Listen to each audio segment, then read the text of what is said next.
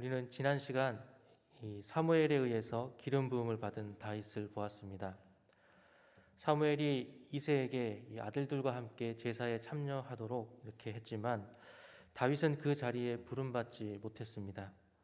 이곳으로 봐서 다윗은 막내여서만이 아니라 가족들 사이에서 좀 무시받는, 인정받지 못하는 그런 상황에 있었을 것으로 우리가 생각해 보게 되지요.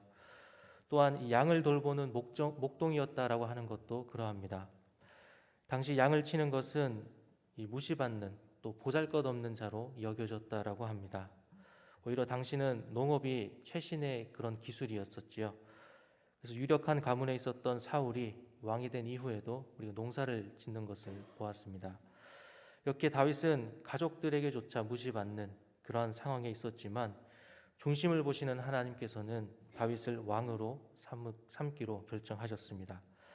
오늘 본문은 아니지만 13절 말씀에서 다윗은 가족들 앞에서 기름 부음을 받게 됩니다. 사무엘이 다윗에게 기름을 부었을 때 일어난 변화가 무엇이었습니까?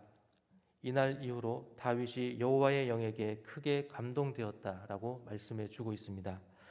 그런데 오늘 본문 14절에서는 여호와의 영이 사울에게서 떠났다라고 말씀해 줍니다.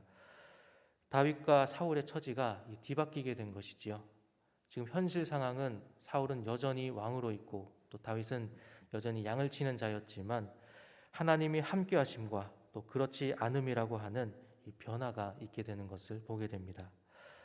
사울에게 있어서 여호와의 영이 떠난 결과는 여호와께서 부리시는 악령이 번뇌하게 하는 것이었습니다. 여기서 번뇌하다라는 것은 두렵게 하다라는 뜻을 가지고 있습니다. 사울이 가졌던 두려움이 얼마나 심각한 것이었는지 그의 신하들도 알고 있는 것을 우리가 본문에서 확인하게 되지요. 그래서 신하들은 수금을 잘 타는 사람을 구하는 것이 어떠할지 의견을 올리게 됩니다. 하나님께서 부리시는 악령이 왕에게 이르러서 두렵게 할 때에 수금을 타면 나을 것이다 라는 것이지요.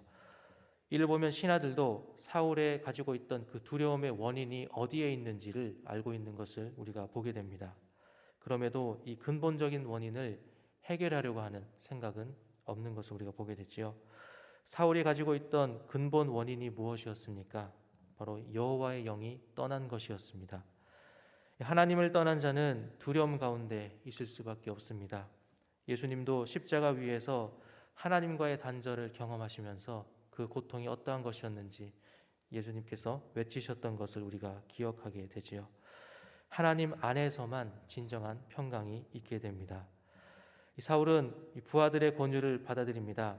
18절 말씀에 소년 중 한 사람이 대답하여 이르되 내가 베들레헴 사람 이새의 아들을 본즉 수금을 탈 줄 알고 용기와 무용과 구변이 있는 준수한 자라 여호와께서 그와 함께 계시더이다 하더라 라고 말씀합니다. 이 부하 중 한 사람이 다윗을 추천하게 되는 것입니다. 그는 다윗에 대해서 수금을 탈 줄 알고 또 용기와 무용과 구변이 있는 준수한 자라고 추천하고 있습니다. 그리고 무엇보다 여호와께서 함께하는 자라고 말하고 있습니다. 우리는 이 다윗에 대한 평가를 통해서 우리 그리스도인들 역시도 사람들에게 어떠한 사람으로 평가되어야 할지를 보게 됩니다. 우리는 사람들로부터 그리스도인임을 얼마나 인정받고 있을까요?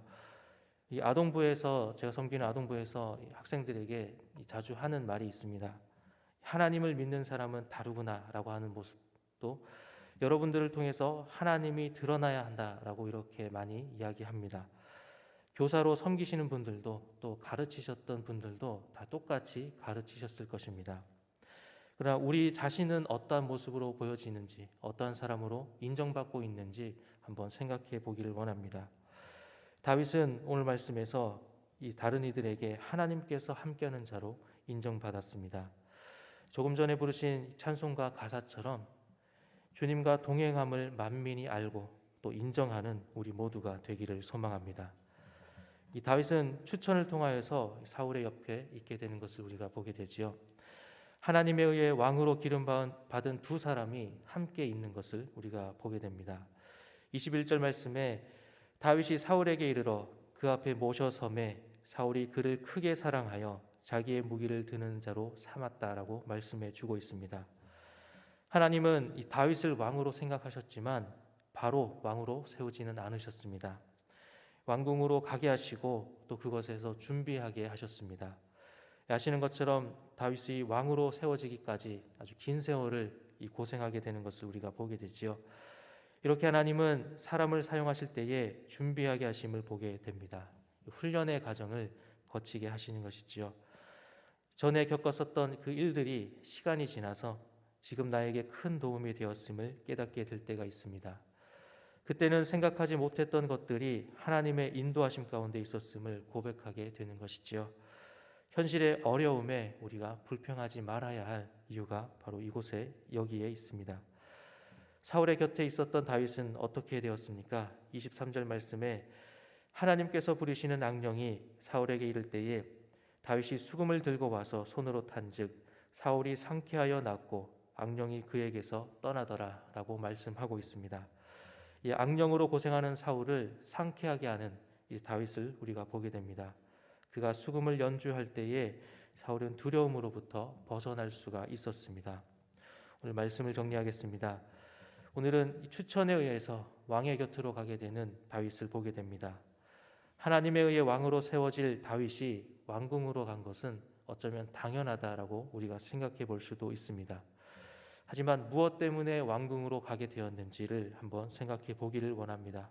물론 그 가운데에는 하나님의 섭리가 있었겠지요.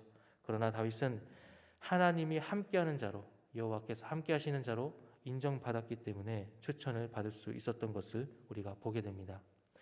또한 그는 사울을 악령으로부터 벗어나 평안하도록 돕는 자였던 것을 우리가 본문에서 보게 됩니다. 오늘 이 다윗에 대한 말씀은 우리 그리스도인이 어떠한 사람이 되어야 할지를 보여주는 것이라 생각하며 우리의 마음에 새기기를 원합니다. 그리스도인으로서 우리는 어떠한 사람들입니까? 우리도 그리스도인으로서 하나님이 함께 하신다 인정받는 자들이 되어야 합니다. 또 주위 사람들을 평안하도록 돕는 그 선한 영향력을 미칠 수 있는 우리가 되어야 합니다. 오늘 말씀을 통하여서 그리스도인으로 인정받는 우리, 또 주위 사람들의 선한 영향력을 끼치며 평안을 돕는 우리 모두가 되기를 소망합니다. 기도하시겠습니다.